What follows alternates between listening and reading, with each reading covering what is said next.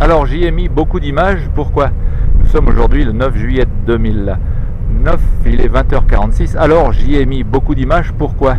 Je parle là bien entendu de, c'est le titre du document, alors j'y ai mis beaucoup d'images, pourquoi? Je parle là bien entendu de la pièce de théâtre. Grégory Baron Netto, l'histoire d'un couac-couac. Alors j'y ai mis beaucoup d'images dans le script de la pièce, pourquoi? Eh bien parce que sans les images nous avons que des mots. Or les mots sont des taches d'encre de Chine, et les mots c'est même pas des mots, c'est des hiéroglyphes, c'est-à-dire ce sont des dessins de mots, des dessins de mots auxquels sont normalement associés un sens de la rotation, c'est-à-dire une définition.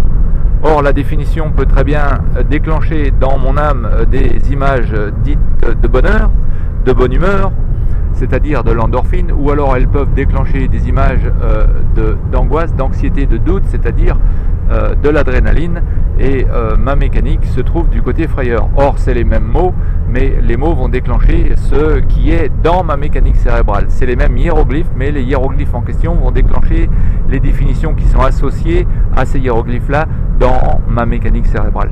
Ça n'a rien à voir avec ce que moi je peux ressentir, ça n'a absolument plus rien à voir. Ça a à voir avec ce qu'il y a dans la mécanique cérébrale du lecteur. Alors pourquoi est-ce que je mets des images? Eh bien parce que comme les Chinois le disent, une image parle, a picture speaks 1,000 words, une image parle 1000 mots. Voilà ce qu'ils disent. Et donc généralement on a plus de facilité à s'associer à une image. Pourquoi? Eh bien parce que de la même façon qu'on a plus de facilité à associer de la bonne humeur à un son. Alors pourquoi ça? Eh bien parce que quand nous naissons, nous sommes des enfants. Quand nous naissons, nous avons 0 jour, ou 1 jour, disons, le premier jour. Qu'est-ce qui se passe dans notre environnement? Eh bien nous voyons des flashs de lumière, des zones d'ombre et de lumière. On ne peut pas reconnaître ce qu'il y a autour de nous, mais ces zones d'ombre et de lumière sont des stimuli qui sont enregistrés dans la mécanique cérébrale. Ça passe directement par les yeux.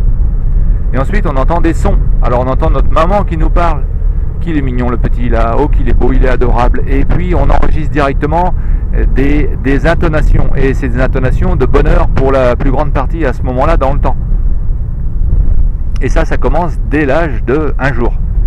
Ben évidemment à 1 jour personne ne nous apprend à associer aux mots entendus ou aux mots qui sont écrits, c'est-à-dire aux hiéroglyphes, aux dessins animés qui sont censés représenter des mots. On nous demande pas à l'âge de 1 jour d'y associer des définitions, des sensations.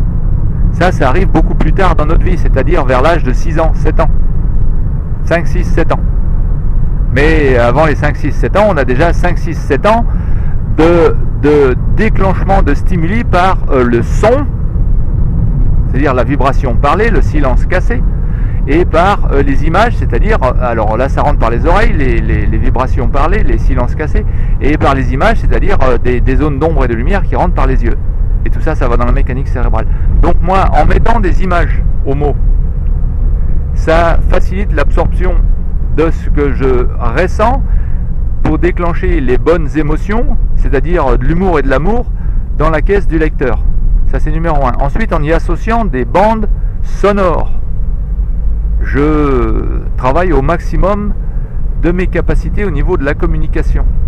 Alors qu'est-ce qui manque là-dedans? Il manque encore le toucher, il manque l'odorat. Alors le toucher, c'est pas possible de transmettre à travers un médium comme celui que j'utilise, c'est-à-dire l'écrit et puis le MP3, les YouTube et puis les images. C'est pas possible. Le toucher, il faut être dans une salle de cinéma par exemple qui est montée sur vérin, et puis la salle se secoue quand il y a quelque chose sur l'écran qui a besoin de montrer une sensation d'orage par exemple, et la salle secoue. Alors là ça rentre avec le toucher. Et puis le goût, le goût, faut que ça touche la langue. Alors là, faut se rouler des pelles. Ça, c'est pas possible non plus par le médium que j'utilise. Et puis l'odorat, l'odorat, c'est pareil. Faut être auprès de l'odeur en question. Donc là, faut être auprès du corps de la personne en question. Et là, vous pouvez pas me sentir.